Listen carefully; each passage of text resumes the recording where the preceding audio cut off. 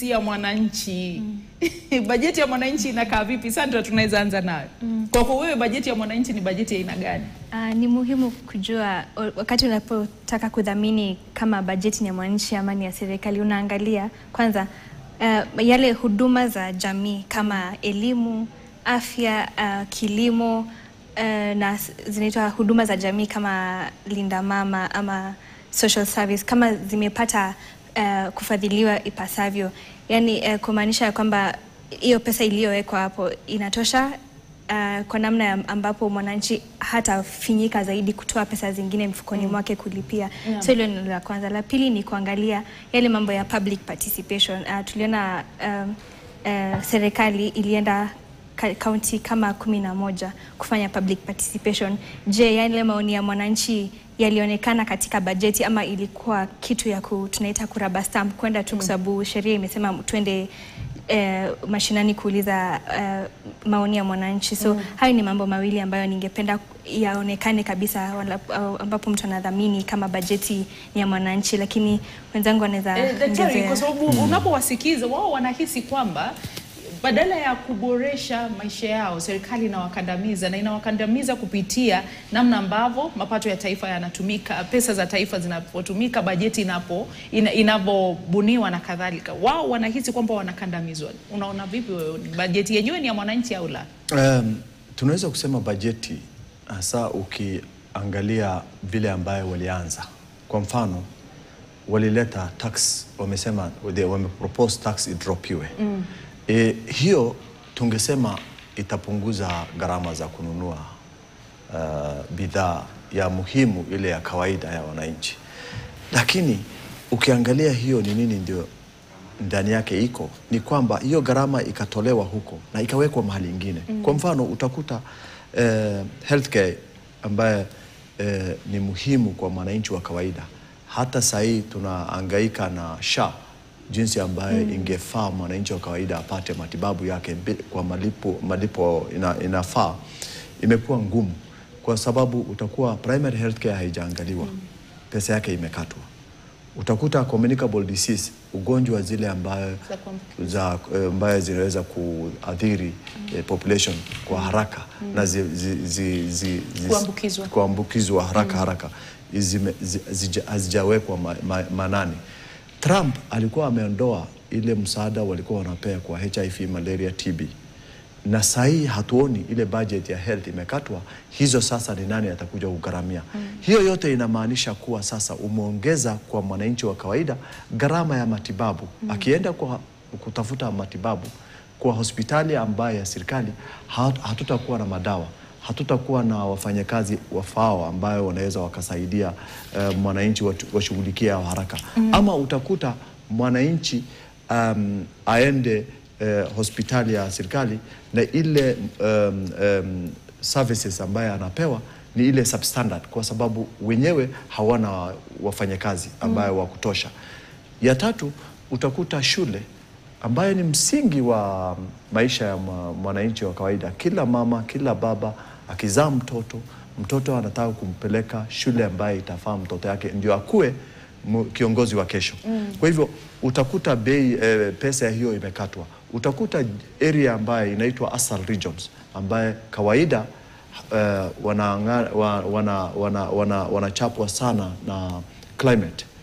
Hawana mahali pa kupata maji safi, hawana mahali pa kukulisha ama kulisha wanyama yao ndio angalau wasaidie watoto yao. Hawa pia utakuta chakula ile kidogo ambaye ilikuwa inaitwa retention school attendance na retention strategy, ile ambaye kila nchi ambaye wana shida kama hiyo, maskini wanakubaliwa walete watoto wao kwa shule wapate kukula ndio angalau waweze kuweka mtoto akae shuleni. Hiyo pia imepunguzwa.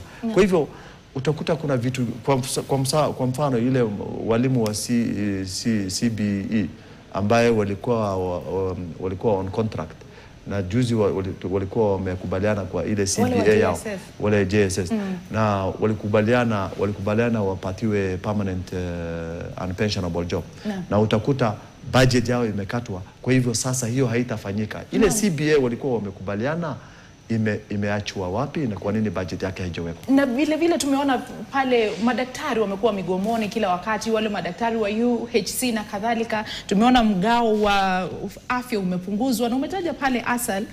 Tunaona pesa ambazo huwa zinatengwa katika kukabiliana na majanga amba mambo ambayo hayatarajiwi vile vile zimepunguzwa kwa takriban shilingi milioni 400. Pesa za chakulishe shuleni zimepunguzwa. Hii inamaanisha nini? Kweli mwananchi anasikizwa? Kwa sababu hilo ndilo swala ambalo linatiliwa mkazo sana hata kwenye katiba, kwamba maoni ya mwananchi lazima yashirikishwe, yajumuishwe katika maamuzi ya kitaifa. Bajeti ni mojawapo ya maamuzi makuu ambayo yanamwathiri mwananchi moja kwa moja. Karisa, sauti ya mwananchi kweli, unapotazama mpangilio wa bajeti hii, makadirio yaliyowekwa yamejumuisha sauti ya mwananchi? Jambo la kwanza ningependa kusema ni kwamba for the first time, au mara ya kwanza, tumeona Bwana Abadi, waziri wa fedha, akizungumza sana na wananchi. Kwa hivyo hilo lilikuwa jambo zuri. Kwa mara ya kwanza ameenda vitongojini na sehemu nyingine zingine kuchukua maoni ya Wakenya. Kwa hivyo hapo walifanya vyema, lakini tunavyoona ni kwamba katika sekta muhimu ya nchi hii, kwa mfano kilimo, unakuta kwamba bajeti imepunguzwa. Kwa hivyo ile tunaita subsidy, mwaka uliopita tulikuwa na bajeti ya bilioni 14, sasa hivi ni bilioni 7. Jambo la kwanza. La pili, kama tulivyosikia katika mahojiano, wananchi wanasema kwamba gharama ya maisha imepanda sana, imepanda mno, na kwa hivyo wangeomba serikali waangazie kama kuna uwezekano kwamba maisha ya mwananchi wa kawaida yanaweza kurudi chini. Na mimi ninavyosema siku zote ni kwamba ni vigumu serikali kurudisha maisha ya mwananchi chini, kwa sababu ukiangalia baadhi ya sababu ambazo zinafanya gharama ya maisha kwenda juu ni kwa mfano uchukuzi ama sekta ya transport.